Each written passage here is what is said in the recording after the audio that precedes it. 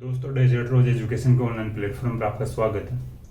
चलिए अपन अगस्त 2022 की daily current affair की क्लास में आगे चर्चा करते हैं। सबसे पहले अपन कॉमनवेल्थ गेम्स 2022 की चर्चा कर लेते हैं। फिर इसके बाद में ज़्यादातर क्लास अपनी आज की उपराष्ट्रपति के चुनाव पर आधारित होगी भाई, और एक दो और फैक्ट हैं तो उनकी भी अपन चर्चा करेंगे लास्ट में। तो सबसे पहले कॉमनवेल्थ गेम्स 2022 में चर्चा करते हैं रवि दहिया की। उन्होंने कुश्ती में स्वर्ण पदक जीता है।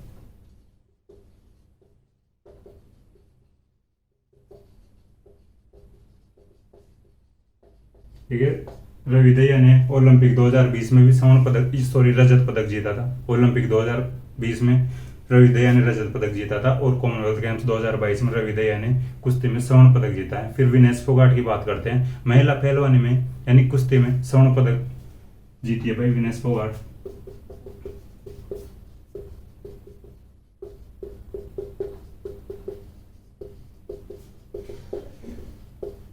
इन्होंने श्रीलंका के खिलाड़ी को हराया विनेश फोगाट ने फाइनल में, जो चमोड़िया के सानी डोन है। देखिए इनका नाम में डोन आ रहा है, लेकिन इनको भी विनेश फोगाट ने हरा दिया है। श्रीलंका की जो महिला खिलाड़ी है चामुड़िया के सानी डोन, तो विनेश फोगाट ने श्रीलंका खिलाड़ी को हराया। फिर इसके बाद में एक खिलाड़ी है नवीन, उन्होंने स्वर्ण पदक जीता है पहलवानी में ही। पाकिस्तान के ताहिर शरीफ को हराया।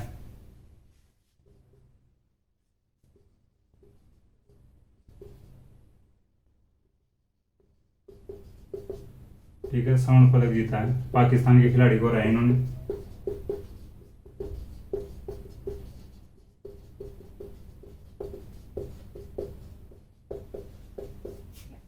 तो पाकिस्तानी खिलाड़ी का नाम है ताहिर शरीफ।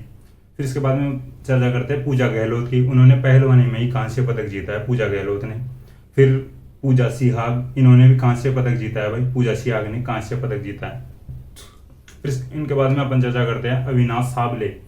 अविनाश साबले महाराष्ट्र के हैं, रजत पदक जीता है। स्टीपल चेज स्पर्धा में जीता है भाई अविनाश साबले ने। स्टीपल चेज स्पर्धा में बता देता हूँ आपको क्या होती है। एक 3 किलोमीटर लंबी दौड़ होती है।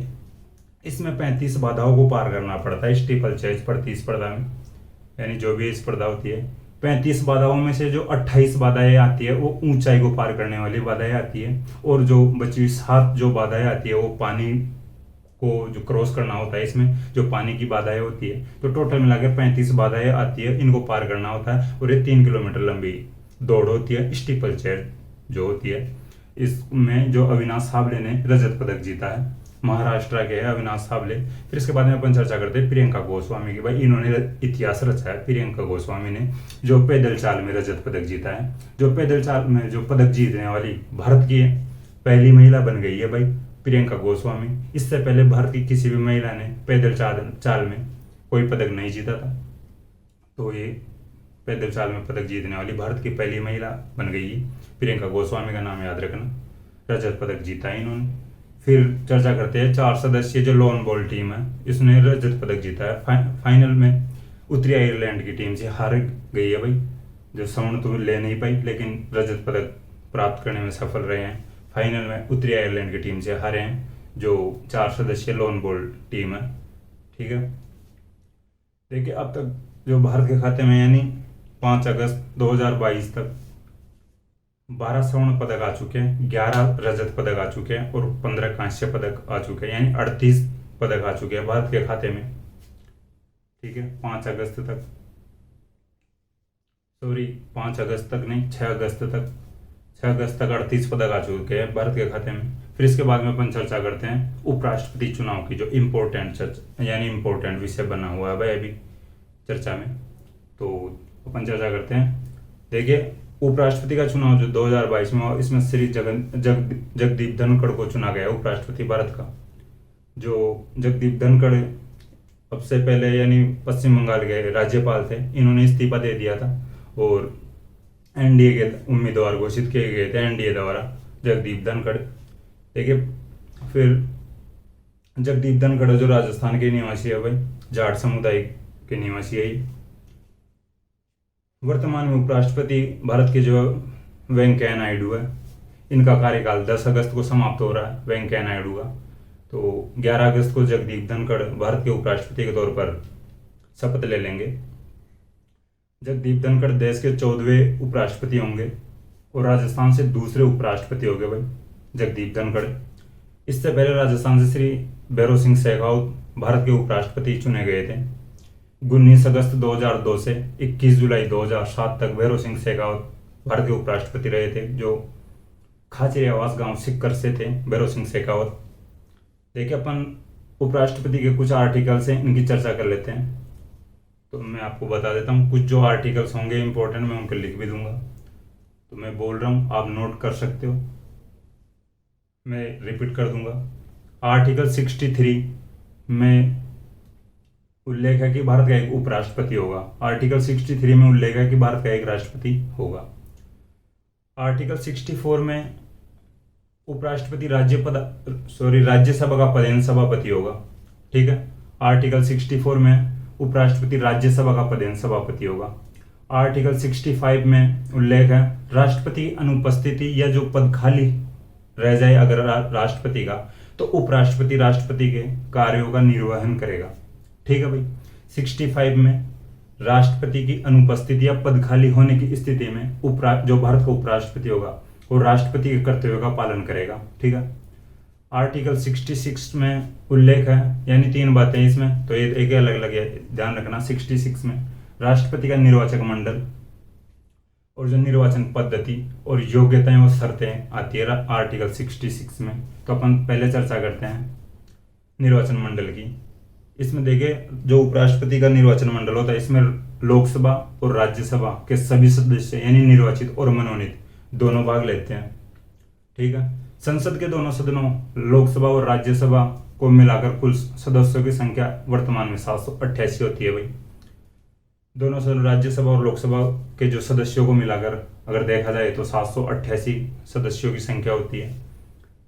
8 सीटें वर्तमान में जो राज्यसभा में यानी उच्च सदन बोला जाता है राज्यसभा को, वर्तमान में खाली है 8 सीटें खाली है वर्तमान में। तो 8 सीटें खाली होगी तो भाई 780 जो सांसद यानी दोनों सदनों के सांसद या सदस्य बोले जाए, ये मतदान करने लायक है भाई वर्तमान में 780 सदस्य। 780 सदस्यों में से 725 ने 2022 वाले उपराष्ट्रपति के चुनाव में मतदान किया है भाई। 725 सदस्यों ने, 780 सदस्यों में से 725 सदस्यों ने मतदान किया है। देखिए तृणमूल कांग्रेस जो पश्चिम बंगाल की पार्टी है, उसने पहले ही घोषणा कर दी थी कि भाई हम उपराष्ट्रपति के चुनाव में भाग नहीं लेंगे। तो लगभग 50 से 55 जो सांसद है उन्होंने वोट नहीं दिया, मतदान नहीं किया उपराष्ट्रपति के चुनाव में। तो यानी जगदीप धनखड़ को 528 वोट मिले हैं भाई 725 वोटों में से, और 182 वोट मिले हैं श्रीमती मार्गरेट अल्वा को। लगभग 15 वोट इसमें खारिज कर दिए गए जो उपराष्ट्रपति के चुनाव हुए 2022 में, इनमें 15 वोटों के लगभग खारिज कर दिए गए। इसकी फिर निर्वाचन पद्धति की चर्चा करते हैं अपन। आनुपातिक प्रतिनिधित्व एकल संक्रमणीय जो पद्धति होती है इसके द्वारा इसका निर्वाचन, जो इसकी पद्धति होती है निर्वाचन पद्धति आनुपातिक प्रतिनिधित्व एकल संक्रमणीय मत पद्धति। ठीक है। इसमें जीत के लिए जो उपराष्ट्रपति को वोट चाहिए होते हैं 50% प्लस 1, जितने भी वोट होंगे उनका 50% से 1 वोट ज्यादा चाहिए भाई जीतने के लिए। ठीक है। कितने भी वोट हो, वैसे 725 सांसदों ने मतदान किया है, जैसे इसका 50% प्लस में 1 वोट एक्स्ट्रा होना चाहिए जीत के लिए। फिर इसकी योग्यताएं और शर्तों की बात करते हैं जो वो भी आर्टिकल 66 में आते हैं। राष्ट्रपति की जो शर्तें होगी वही उपराष्ट्रपति की शर्तें होनी चाहिए भाई। जो राष्ट्रपति की शर्तें होती है वही उपराष्ट्रपति की शर्तें होती हैं, लेकिन उपराष्ट्रपति राज्यसभा का सदस्य होना चाहिए भाई, ये आपको याद रखना होगा। राष्ट्रपति की ही शर्तें होगी लगभग, लेकिन एक ये बात है कि उपराष्ट्रपति राज्यसभा का सदस्य होना चाहिए, लेकिन राज्यसभा का सभापति उपराष्ट्रपति होता है। फिर अपन आगे चर्चा करते हैं आर्टिकल 67 की, उपराष्ट्रपति का कार्यकाल और हटाने की प्रक्रिया आते हैं। आर्टिकल 67 में देखिए कार्यकाल शपथ ग्रहण से 5 वर्ष तक होता है उपराष्ट्रपति का। फिर हटाने की जो प्रक्रिया होती है इसकी चर्चा करते हैं अपन। हटाने का प्रस्ताव राज्यसभा में पेश किया जा सकता है, जो हटाने का प्रस्ताव है वो राज्यसभा में पेश किया जा सकता है। 14 दिन के जो नोटिस देंगे उपराष्ट्रपति को जो सदन, इसके बाद ये सदन चर्चा कर सकता है इस पर। 14 दिन के नोटिस के बाद में चर्चा कर सकता है सदन। चर्चा के दौरान सभापति पीठासीन अधिकारी नहीं हो सकता भाई। जब भी चर्चा होगी इसकी, इसमें जो सभापति होगा राज्यसभा का यानी उपराष्ट्रपति, वो पीठासीन अधिकारी नहीं हो सकता है, लेकिन वो सदन की कार्यवाही में भाग ले सकता है और अपना मत नहीं दे सकता भाई। जो इसमें अगर चुनाव होते हैं हटाने के लिए, जो भी चर्चा होती है उसमें ये मत नहीं दे सकता जो सभापति और उपराष्ट्रपति हैं, ठीक है, क्योंकि वो राज्यसभा का सदस्य नहीं है भाई। जब अगर उसको हटाने का प्रस्ताव पेश किया गया है तब वो राज्यसभा का जो सदस्य नहीं होता उस टाइम। प्रस्ताव तत्कालीन सदस्यों के बहुमत से यानी प्रभावी बहुमत से पारित होना चाहिए। देखिए आगे अपन चर्चा करेंगे जो प्रभावी बहुमत क्या होता है और बहुमत क्या होता है, साधारण बहुमत क्या होता है, बहुमत अलग अलग प्रकार के होते हैं। तो प्रस्ताव तत्कालीन सदस्यों के बहुमत से पारित होना चाहिए। फिर राज्यसभा में पारित होने के बाद लोकसभा में ये प्रस्ताव भेजा जाता है और लोकसभा में साधारण बहुमत से पारित किया जाता है भाई प्रस्ताव। राज्यसभा में पारित हो जाना चाहिए, फिर साधारण बहुमत से लोकसभा में पारित किया जाता है। इसके बाद में उपराष्ट्रपति अपना जो पद त्याग देता है। फिर अपन चर्चा करते हैं आर्टिकल 68 की। उपराष्ट्रपति का कार्यकाल पूरा होने से पहले अगले उपराष्ट्रपति का चुनाव करवा दिया जाना चाहिए। वही जो पहले मैंने राष्ट्रपति के चुनाव के टाइम में बताया था, वैसे ही कुछ प्रक्रियाएं होती है इसमें भी भाई। जो उपराष्ट्रपति का कार्यकाल पूरा हो रहा है, देखिए एम वेंकैया नायडू का जो कार्यकाल 10 अगस्त को पूरा हो रहा है। इससे पहले 2022 में उपराष्ट्रपति का जो चुनाव करवा दिए गए हैं और चुने गए हैं जगदीप धनखड़। तो ये 11 अगस्त को जो शपथ लेंगे जगदीप धनखड़। इसके बाद में अपन चर्चा करते हैं आर्टिकल 69 की। उपराष्ट्रपति की शपथ की जो उल्लेख है, इसमें उपराष्ट्रपति की शपथ का उल्लेख है 69 में। तो 11 अगस्त को शपथ ले रहे हैं जगदीप धनखड़ उपराष्ट्रपति के तौर पर, जो 14वें उपराष्ट्रपति होंगे भारत के। इससे पहले एम वेंकैया नायडू है भारत के उपराष्ट्रपति। देखिए अब मैं बहुमत के बारे में बता देता हूँ आपको। जो पूर्ण बहुमत होता है यानी कुल सदस्यों का बहुमत होना चाहिए, जैसे 788 में बताया हूँ आपको, 788 सदस्यों का बहुमत होना चाहिए। पूर्ण बहुमत ये होता है भाई। प्रभावी बहुमत होता है तत्कालीन सदस्यों का बहुमत, भाई वर्तमान में कितने सदस्य हैं। तो जैसे 780 सदस्य हैं तो इनका बहुमत देखा जाएगा, वो प्रभावी बहुमत होगा। तत्कालीन सदस्य क्या होते हैं ये मैं बता देता हूँ। देखिए कुल जो सदस्य होते हैं उनमें से जो रिक्त स्थान होते हैं, जो रिक्त सीटें वर्तमान में हैं, उनको माइनस करने पर जो सदस्य बचते हैं वो तत्कालीन सदस्य होते हैं। जैसे 8 सीटों को निकाल कुल सदस्यों में से, वर्तमान में कुल सदस्य 780 है, इनमें से रिक्त जो 8 सीटें खाली कर दी जाए यानी निकाल दी जाए तो बचेंगे जो तत्कालीन सदस्य बचेंगे। फिर साधारण बहुमत की बात करते हैं। जो साधारण बहुमत उपस्थित सदस्यों का बहुमत होता है, वर्तमान में कितने जो भी सांसद है सदस्य हैं उनका बहुमत निकाला यानी देखा जाए तो वो भाई साधारण बहुमत होता है। फिर अपन चर्चा करते हैं विशेष बहुमत की। विशेष बहुमत देखो 2 प्रकार से होता है। एक तो कुल सदस्यों का बहुमत, ये विशेष बहुमत में आता है कुल सदस्यों का बहुमत, और एक उपस्थित सदस्यों का 2/3 मत। वर्तमान में जो उपस्थित सदस्य हैं जो दोनों सदनों में, उनका 2/3 मत लिया जाएगा, वो भी विशेष बहुमत में आता है। फिर अपन इसके बाद में चर्चा करते हैं जगदीप धनखड़ की। भाई थोड़ी सी पर्सनल डिटेल्स में बता देता हूँ इनके बारे में, जो इनका परिचय। फिर थोड़ी सी चर्चा करेंगे श्रीमती मार्गरेट अल्वा की, करेंगे अपन चर्चा। जगदीप धनखड़ एनडीए के उम्मीदवार घोषित किए गए थे भाई उपराष्ट्रपति के चुनाव के लिए। बीजेपी के सदस्य रहे हैं जगदीप धनखड़। पहले पश्चिम बंगाल के राज्यपाल थे। इनके स्थान पर ला गणेशन को पश्चिम बंगाल के राज्यपाल के तौर पर कार्यवाहक राज्यपाल बनाया गया, अतिरिक्त प्रभार दिया गया ला गणेशन को। मैं पिछली क्लासेज में आपको बता चुका इसको, ला गणेशन के बारे में, ठीक है। वर्तमान में जो राज्यपाल में बता दिया पश्चिम बंगाल के। जगदीप धनखड़ से पहले पश्चिम बंगाल के जो राज्यपाल थे केसरीनाथ त्रिपाठी थे भाई जगदीप धनखड़ से पहले। वर्तमान में पश्चिम बंगाल के मुख्यमंत्री है श्रीमती ममता बनर्जी। बहुत ही आक्रामक महिला के रूप में जानी जाती है भाई श्रीमती ममता बनर्जी। और ममता बनर्जी यानी तृणमूल कांग्रेस और जगदीप धनखड़ के कभी भी बनी नहीं है भाई आपसी, यानी इनके संबंध तो बहुत ही खराब रहे हैं भाई। जगदीप धनखड़ को तृणमूल कांग्रेस और पश्चिम बंगाल सरकार का विरोध करने के रूप में भी जाना जाता है भाई। ये तृणमूल कांग्रेस जो भी पार्टी है पश्चिम बंगाल में, और पश्चिम बंगाल सरकार का हमेशा विरोध करते रहे हैं, सुर्खियों में रहे हैं अभी हमेशा। देखिए जगदीप धनखड़ का जन्म हुआ है 18 मई 1951 को, जो झुंझुनू के किठाना गांव में हुआ है। मैं लिख देता हूँ कुछ परिचय इनका।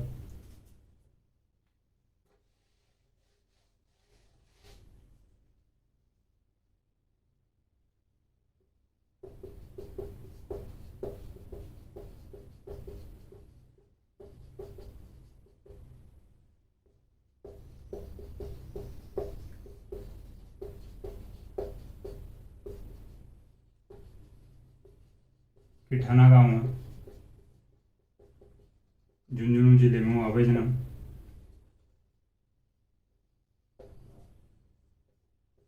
ठीक है, 18 मई 1951 को हुआ था। हालांकि ये कोई नहीं पूछेगा भाई, जो जन्म की जो डेट वगैरह नहीं पूछेंगे, मैं बता रहा हूँ जो डिटेल्स के रूप में बता रहा हूँ।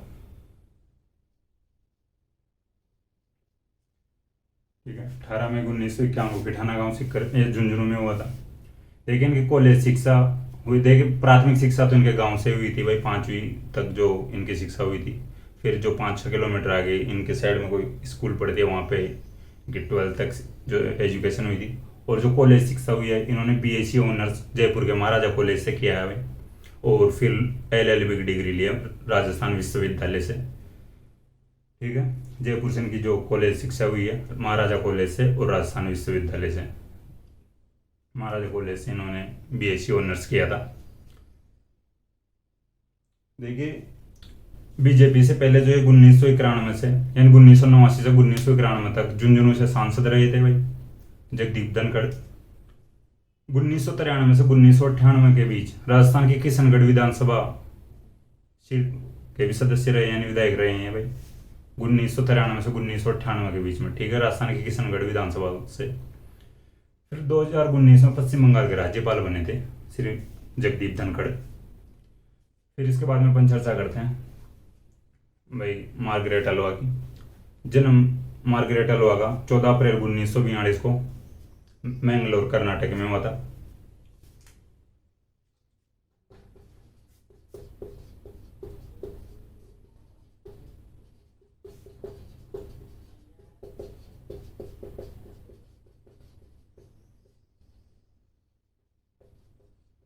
ठीक है, जन्म की डेट वगैरह कोई नहीं पूछेगा भाई, ये मैं जगदीप धनखड़ की तो मैं बता दिया। वैसे मैं इनकी बता तो रहा हूँ, इनकी लिख दिया था जगदीप धनखड़ की। वैसे इस प्रकार की डेटें एग्जाम्स में नहीं पूछी जाती हैं। ठीक है, 14 अप्रैल 1942 को हुआ था मार्गरेट अलवा का जन्म, जो मैंगलोर कर्नाटक से हुआ, कर्नाटक में होता। ईसाई परिवार से थी भाई मार्गरेट अलवा। जगदीप धनखड़ जो जाट समुदाय से थे, और मार्गरेट अलवा ईसाई परिवार से हैं। फिर 2009 से 2012 तक उत्तराखंड की राज्यपाल रही है श्रीमती मार्गरेट अलवा। 2009 से 2012 तक उत्तराखंड की राज्यपाल, और 2012 से 2014 तक राजस्थान की राज्यपाल रही है भाई।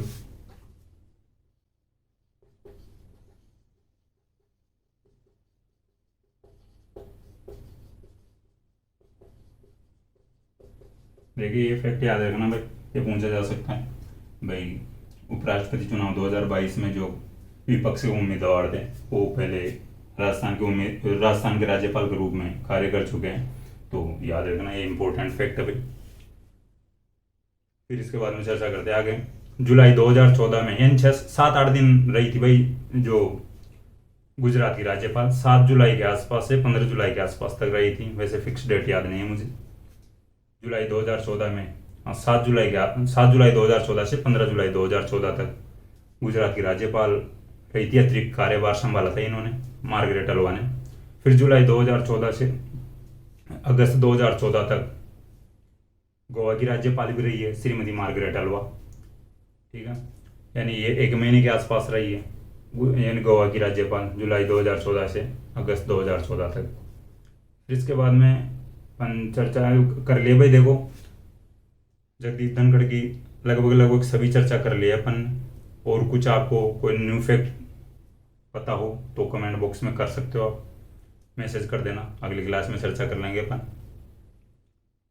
ये उपराष्ट्रपति का चुनाव हुआ और जगदीप धनखड़ 11 अगस्त को शपथ लेंगे, 14वें उपराष्ट्रपति के तौर पर शपथ लेंगे, वही भारत के 14वें उपराष्ट्रपति बनेंगे। चुने गए हैं लेकिन शपथ लेंगे 11 अगस्त को। 10 अगस्त को एम वेंकैया नायडू का कार्यकाल समाप्त हो रहा है। देखिए, जो उपराष्ट्रपति होता है वो राज्यसभा का सभापति होता है भाई। देखिए, एक फैक्ट और ही ध्यान रखना कि वर्तमान में जो लोकसभा के अध्यक्ष हैं वो ओम बिरला है। ओम बिरला जो कोटा से सांसद है भाई, लोकसभा की कोटा सीट से सांसद है। और जो राज्यसभा में अब जो सभापति बनेंगे, जो उपराष्ट्रपति बनेंगे, श्री जगदीप धनखड़, वो भी राजस्थान से भाई।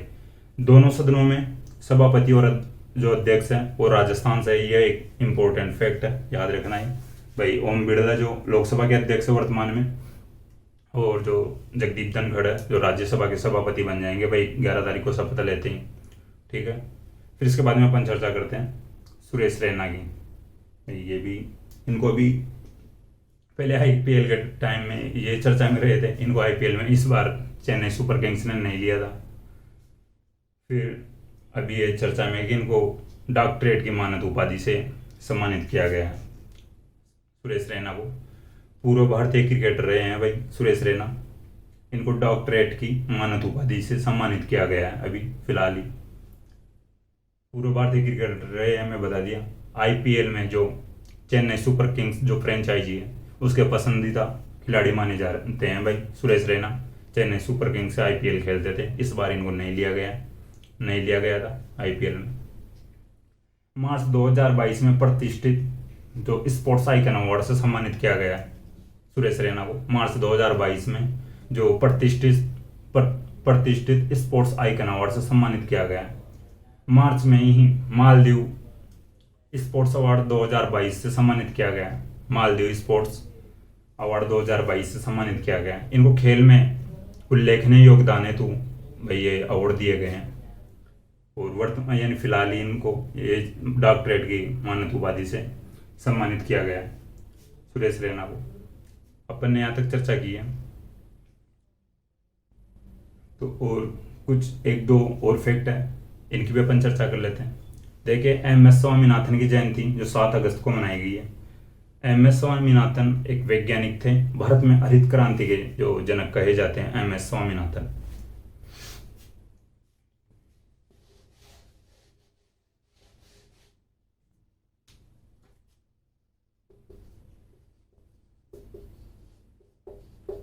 देखिए, इन्होंने गेहूं की मैक्सिकन जो किस्म होती है उसकी यानी उसको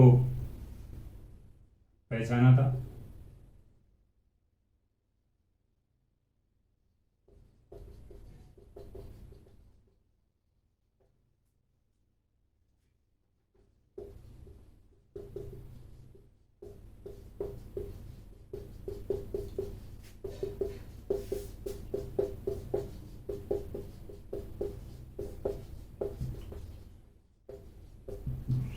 एम.एस. स्वामीनाथन 7 अगस्त को इनकी जयंती मनाई गई है। वैज्ञानिक थे, भारत में हरित क्रांति के जनक कहे जाते हैं एम.एस. स्वामीनाथन। देखिए, जन्म इनका तमिलनाडु के कुंभकोणम में हुआ था एम.एस. स्वामीनाथन का 7 अगस्त 1925 को तमिलनाडु के कुंभकोणम में। ठीक है, मकोकोम्बो संबाशिवन जो स्वामीनाथन इनका पूरा नाम था, मकोकोम्बो संबाशिवन स्वामीनाथन, मकोकोम्बो संबाशिवन स्वामीनाथन। ठीक है, आप लिख लेना, वैसे कोई नहीं पूछेगा इनका पूरा नाम क्या था। हालांकि जयंती के बारे में भी इतना कोई बेस्ट फैक्ट नहीं है, लेकिन ये भाई बार बार एग्जाम्स में पूछे जाते हैं ये क्वेश्चन। भारत में हरित क्रांति के जनक कौन कहे जाते हैं, कौन माने जाते हैं? भारत में श्वेत क्रांति के जो जनक कौन माने जाते हैं? वर्गीज कुरियन माने जाते हैं श्वेत क्रांति के। आप याद रखना भाई, दूध से जुड़ी हुई क्रांति है ये। तो ये तो एक अदर फैक्ट था वर्गीज कुरियन का। एम.एस. स्वामीनाथन की जयंती मनाई गई 7 अगस्त को। पद्मश्री, पद्म भूषण, पद्म विभूषण, रमन मैग्सेसे अवार्ड और विश्व खाद्य पुरस्कार से सम्मानित किया गया था भाई एम.एस. स्वामीनाथन को। पद्मश्री, पद्म भूषण, पद्म विभूषण और रमन मैग्सेसे अवार्ड और विश्व खाद्य पुरस्कार से सम्मानित किया गया था। इन जो एक मैक्सिकन गेहूं की जो किस्म को खोजे थे इन्होंने स्वीकार किया था। इसके बाद भारत में खाद्यान्न के उत्पादन में यानी गेहूं के उत्पादन में भारी वृद्धि हुई थी भाई। राजस्थान के भी जो उत्तरी राजस्थान में इसका बहुत प्रभाव पड़ा था हरित क्रांति का। तो और वैसे कभी राजस्थान की क्लास में अपन चर्चा कर लेंगे राजस्थान के बारे में, कभी राजस्थान ज्योग्राफी का फैक्ट है वैसे। तो देखिए एम एस स्वामीनाथन की अपन ने चर्चा कर ली है। इसके बाद में रविंद्रनाथ टैगोर की चर्चा करते हैं। इनकी पुण्यतिथि मनाई गई है भाई 7 जुलाई यानी 7 अगस्त को।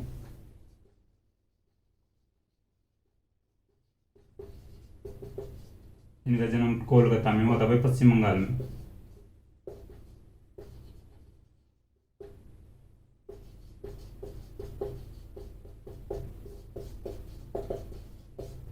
ठीक है, रविंद्रनाथ टैगोर 7 अगस्त को इनको इनकी पुण्यतिथि मनाई गई है।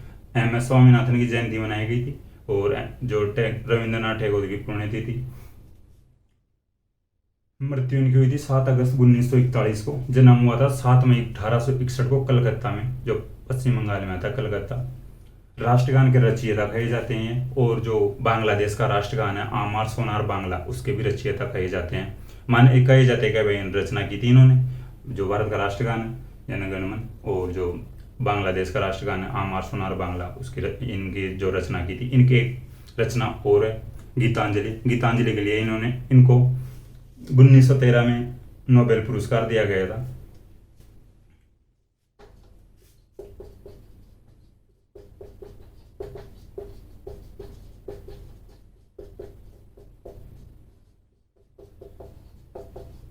देखिए गीतांजलि के लिए इनको 1913 में नोबेल पुरस्कार दिया गया था। और जो एक नाइटहुड की उपाधि भी दी गई थी रविंद्रनाथ टैगोर को, लेकिन इन्होंने जो पंजाब में जलियांवाला बाग हत्याकांड हुआ था उसके विरोध में नाइटहुड की उपाधि को तो त्याग दी थी भाई। ये याद रखना, नाइटहुड की उपाधि रविंद्रनाथ टैगोर ने किसके विरोध में त्यागी थी, ये क्वेश्चन आ सकता है। तो जलियांवाला बाग हत्याकांड के विरोध में इन्होंने नाइटहुड की उपाधि को त्याग दिया था। तो यहाँ तक अपन ने चर्चा की है। आज की क्लास में ज़्यादा चर्चा उपराष्ट्रपति के चुनाव को लेकर हुई है और जो कुछ फैक्ट्स थे कॉमनवेल्थ गेम 2022 के उनकी चर्चा की है अपन। तो मैंने पिछली क्लास में कुछ क्वेश्चन दिए थे, उनके नाम यानी आंसर लिख देता हूँ।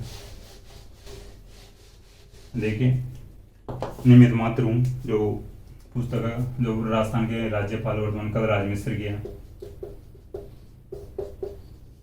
ठीक है, फिर नेक्स्ट क्वेश्चन था रागेश्वरी तेलुगुआ जो बाड़मेर में है। ठीक है, नेक्स्ट क्वेश्चन था पिच ब्लैक हवाई युद्ध जो अभ्यास किया जाएगा ऑस्ट्रेलिया में किया जाएगा भैया, पिच ब्लैक।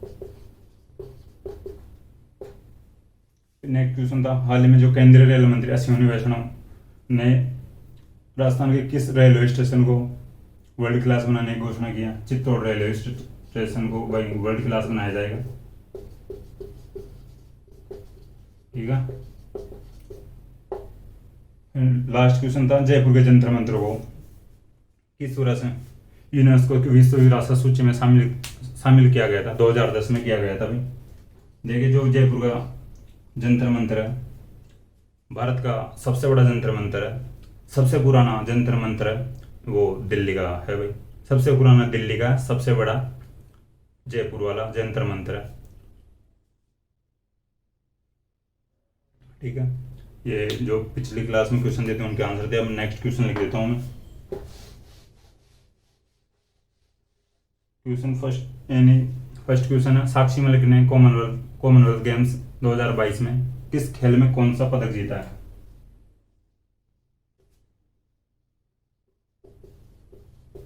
साक्षी मलिक ने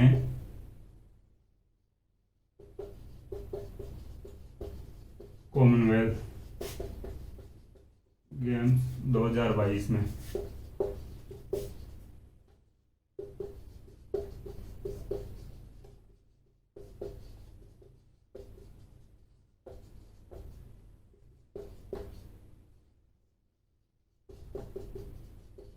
ठीक है भाई, इसमें 2 आंसर देने होंगे, एक तो कौन सा खेल है और कौन सा मेडल जीता। नेक्स्ट क्वेश्चन है दिल्ली की प्रथम महिला मुख्यमंत्री कौन बनी थी।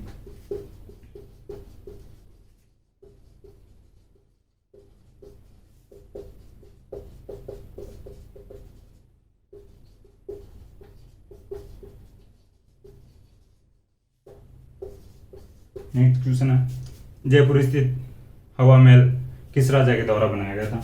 जयपुर में स्थित हवा महल है,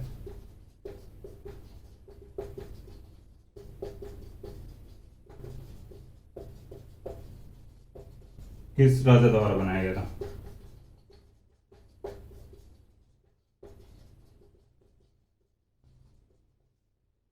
नेक्स्ट क्वेश्चन मैं ऊपर लिख देता हूँ मिटान के, बाणगंगा नदी को रुंडित नदी का दर्जा किस वर्ष दिया गया था?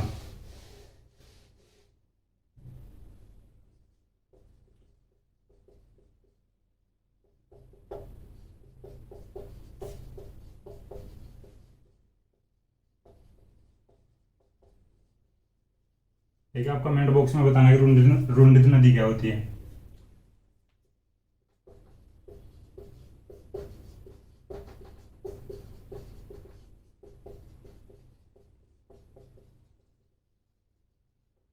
लास्ट क्वेश्चन है, राजस्थान में सर्वाधिक अवनालिका अपर्दन कौन सी नदी बनाती है? सर्वाधिक अवनालिका अपर्दन कौन सी नदी बनाती है?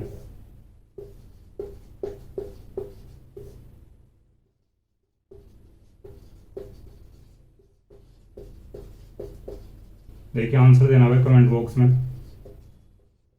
ठीक है, ये 5 क्वेश्चन थे, मैंने लिख दिए, आंसर देना। मुझे आशा है कि भाई आपको ये क्लास पसंद आई होगी। अगर पसंद आई हो तो लाइक करें, कमेंट करें और अपने दोस्तों के साथ में शेयर करें। थैंक यू दोस्तों।